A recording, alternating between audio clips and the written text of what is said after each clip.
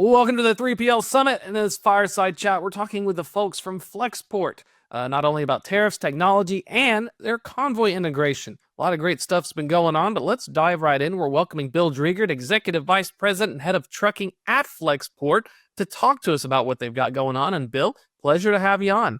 Pleasure to be here, Thomas. Yeah, it's been an exciting several weeks, so happy to talk all about it. Let's dive right in and go into the tariff situation. We've had quite a bit going on, especially given the situation with both Canada, Mexico, and China. The de minimis exemption removal, which has caused some stuff. Let's dive into a little bit about get your thoughts as well as what Flexport's looking at regards to all of this and trying to navigate these rapid changes. Yeah, it's been a pretty exciting couple weeks. We had the Colombia pump fake where tariffs were proposed and retracted, and we've gone through the Canada and Mexico cycles now, both of which drove a lot of activity, of course, inside Flexport being an international forwarder. And the general consensus, I think, early on was that these were mainly going to be negotiating tactics. I think that's largely played out in terms of how quickly we've seen them be proposed, retracted, and countries come to the table. But we're still, I think there's still a grand deal with China that's working through as we record this. And the impact of tariffs overall would likely be more domestic trucking, but it really depends on how precise and which industries and how they're applied. Because most of the ground freight in the U.S. On trucks is work in progress or raw materials. And so if more manufacturing does move to the U.S., it would take a long time to do that. I think also in an era of uncertainty, manufacturers are going to be a little more reluctant to make investments until things are settled out a bit. So you won't see the impacts of that right away. The near-term impacts that we are seeing is particularly around the de minimis change. And we saw this almost immediately, even before the new administration came in, when Mexico adjusted their taxes and removed, basically for textiles, it effectively removed the exemptions. And we saw 321 shippers that had been shipping out of Mexico immediately have a need to move inventory to the U.S. For Flexport, we have a fulfillment business, so we immediately saw an uplift in that business and quite a lot of activity. And I think being a very tech-driven, customer-driven company that's in tune with what's happening in the market, we were able to react very quickly. But yeah, a lot of moving pieces right now, driving a lot of conversations inside and outside of Flexport as we really just track what's going on and try to stay in front of it with our shippers and inform ourselves quickly and stay on top of it. I think one thing that we are very focused on is being that source of information, making sure that we have a lot of experts on staff. We have a lot of deep expertise in customs and tariffs. And a lot of these core services are integral to our business line. So of course, we're very on top of it as it's been progressing. And let's talk about some of the conversations with the customers. One of the biggest challenges was over the past from Q3 and Q4 of last year, there was the talk of potential port shutdowns. There was talk of, front loading your inventory to get around these proposed tariffs.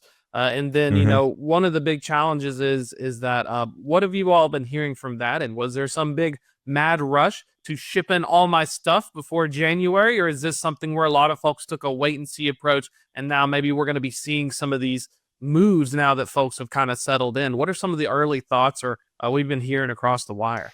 We definitely saw inventory get pulled forward. I would say that some of the normal seasonality patterns just have been a little out of whack, but it's hard to pin it on one single thing because seasonality has been shifting for years now, particularly in the context of e-commerce, where we've seen inventories get leveled more effectively. We've seen demand get pulled forward through different promotions and different types of online activities. And we've also seen, as a result, January be a little less soft than it has historically. In fact, coming into this year, at least for ground freight, we saw January surge. The first week of January was actually unseasonably high in terms of volumes. So there's puts and takes. Certainly talking to shippers, shippers were consciously pulling inventory forward and trying to get ahead of some of this potential move. And talking about the technology as well, one of the big things to think about, especially with all these moves on tariffs and everything else is that you're going to need a platform and a system that can handle all the extra added complexities. It's not like your traditional surface freight transportation. If you're doing end to end, you got to deal with a lot. Let's talk about how the Convoy's integration into Mhm. Flexport's platform, how that has been going, because that's going to be a big value add for folks, especially as we're dealing with these complexities. Yeah, we relaunched the Convoy platform last year at the beginning of the year, Q1, and have been scaling it up since then. And it's we've really shifted how Convoy brought the product to market, because where the Convoy platform really provides an advantage is with access to capacity on the long tail, particularly small carriers, so owner operators and less than 10 truck operations. And that capacity as a percent of the total has increased through the pandemic. It scaled all the way up to 42% of capacity. And there's still a excess of carriers of around 25,000 more carriers in the market today than there were pre-pandemic. And so why that changed is that carriers through apps like Convoy now have instant access to freight and can book freight and manage freight through their phone, where 10 years ago that just wasn't possible. For shippers and for the market broadly, and for brokers, what that's translated into is much more dynamic and accessible capacity in a faster moving market. And so if you think about then how that provides advantages going into times of uncertainty or what likely will be an inflationary market in 2025, you can just respond faster, you can source capacity faster, you have more flexibility. This capacity tends to be a little more transactional and move with the market. We often see with owner operators and small carriers, they're a little more, I would say, reactive to changes in the market, where they'll start to stage, as an example, if a winter storm is coming or a hurricane is coming, they'll kind of stage outside of those areas, preparing for FEMA freight and be available. And so they tend to be a little more reliable and flexible as a result. So Convoy, the core value prop of Convoy was always providing direct access to that capacity, eliminating any sort of intermediaries, and just managing that effectively with technology, where the whole process has been simplified and automated from end to end. And then as we brought it back to market, we take that capacity and then allow brokers to engage directly with that capacity. We are also building out drayage capabilities, being, of course, a large forwarder with a lot of drayage activity. There's a large pool of small carriers in the drayage community too, that if we empower them with technology, it just simplifies that transaction. It gives us a lot more visibility as well and access. I think the drayage component is really interesting because, I mean, if you add in those capabilities, that's some drayage carriers can also go and run traditional one way and then return back, or they're just dealing with that, first mile before it goes into the middle mile. Is that kind of one of the big goals eventually, is to have that full end to end on the platform? So I could even go from the very beginning of it comes off the boat, Dre picks it up, another carrier is lined up for the second component, and then if I need a final one, like, is that kind of one of the big end states with using this technology and part of this integration? I think one of the opportunities is absolutely to simplify that end state and to put our tech in the hands of the drivers, so that we have more visibility of how that loop freight is actually executing. We have a lot of very mature, robust Dre partners too, with excellent technology investments. As we think about our own capability and leveraging the Convoy platform, it really is about bringing supplemental capacity and ensuring that every carrier in our mix has extremely high visibility and tech integration, and that we have direct access and visibility of the drivers on those loads. With Dre, you have a mix, because you can have as many as 4 different drivers on a given load. If it's pre-pull, dropped in a yard, picked at a yard, dropped at a facility, picked up facility, like there can be multiple different legs and engagements on each individual move. Now, part of our objective too, of course, is to simplify that. The simpler we can make it, the less touches, the better service you have, the more resilience, the lower cost.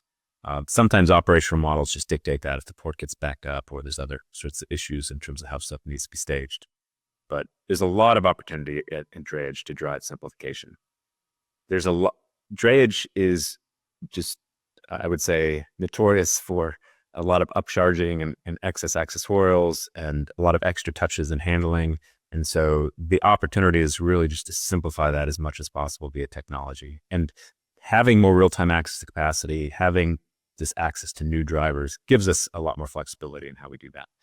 But certainly I'd say by and large, drivers that are owner-operators, small carriers that are Dre first, prefer Dre, but they will take supplementary factory truckload. Once a truckload driver is also taking dray tends to be a little higher margin, but it's harder to get access. There's puts and takes and different reasons why a driver would prefer one or the other, but giving them the opportunity to do both quite easily through the same platform, of course, is a benefit and just provides a lot more value. Yeah. Yeah. And I think, especially with the dray and the overall trucking trends, one of the big things I'm thinking about freight market sentiment, people are talking about cycles. One of the big conversations, of course, are we in the upswing yet? Is it a pump fake, return to seasonality? Tons of buzzwords. What are some of your thoughts as well? Given your experiences and also what Flexport is seeing, is this something where, especially looking into 2025, what are some of your early reads and thoughts as we're trying to navigate everything? Yeah, I think we're on the other side of the market. I do think it's been a very slow, gradual recovery, but I do expect this year we're going to see between 2 to 5% rate inflation by the tail end. And I think we're going to probably see a little more dip before we hit get into the produce season or the peak season over the summer. But definitely, I think all the signs show that the market, that the lines are converging in terms of supply and demand, and we are getting to a point of inflection. There's obviously a lot of uncertainty driven this year, just with all the regulatory action and broader economic and macro questions in terms of how things progress. But this trucking market tends to be a little bit of its own cycle, and one of the key factors driving that cycle is capacity, and capacity has been on a steady downtrend. And we're starting to see that in terms of tightening around some of the buffers. And FreightWaves shares a lot of data on this, and in terms of we had our own the Great Freight Recession is over, the whole spiel and shebang and everything. I think especially with the integrations, we've got the cycles, we've got regulatory things as well. There's quite a bit going on. Final thoughts. One of the big things, I guess, is like manufacturing. If we're looking at that macro climate, one of the few commentaries have talked about how if we get more manufacturing, get a whole lot more truckload compared to just straight up importing it. Is that something where, if I'm a Flexport and I've got the Convoy platform integration, are you going to be searching out? If for brokers and stuff listening, is that going to be the next honey hole? Is that small to medium business who maybe I'm starting a fab plant, maybe I've come back in because of this regulatory thing, I'm be that first mover, and then I need to find someone to help move my stuff? Is there kind of some opportunities there when we're looking inward, or is it going to take like a few years before someone drops a few mil and like builds a fabricator for something? I think you'll start to see impact right away for maybe facilities that are less utilized, or existing manufacturers where they just have more opportunity to where they're just going to get more orders. So you would expect to see some near-term impact, but I think the bigger shift will take longer, certainly, because you got to make investments. And some people are going to be, again, hesitant to make investments until they see the regulatory environment flush out, until things are a little more stable. Because if I'm going to make a capital decision that's going to take 24 to 36 months to build out a facility, and then if stuff changed after that, right? I want to have some certainty in terms of my regulatory environment, and if it's going to be consistent and still be profitable, right? Because everybody's going to do their own P&L and cash flow forecast based on assumptions of tariffs and costs and these trade-offs. But certainly, an outcome of tariffs would be more domestic freight, and most freight on the road again is work in progress or raw materials. So if you move finished goods manufacturing closer to market, that means more freight of inbound work in progress and those materials. Yeah, and final things, wrapping everything up. You've got a lot of anything like, especially big news, fun things to share with Flexport and Convoy. Anything along the horizon you can give us some hints at?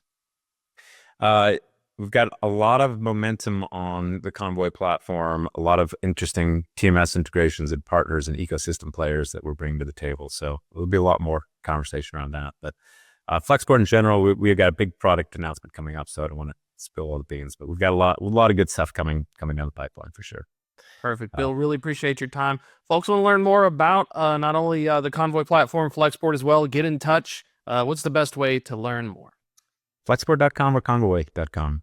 Either of those are good spots to go. Perfect, Bill. Really appreciate your time. If you're just joining us, we'll eventually have this thing on demand as well. It's going to be a wrap for this fireside chat, but don't worry, folks. We're going to have a lot more great content coming your way.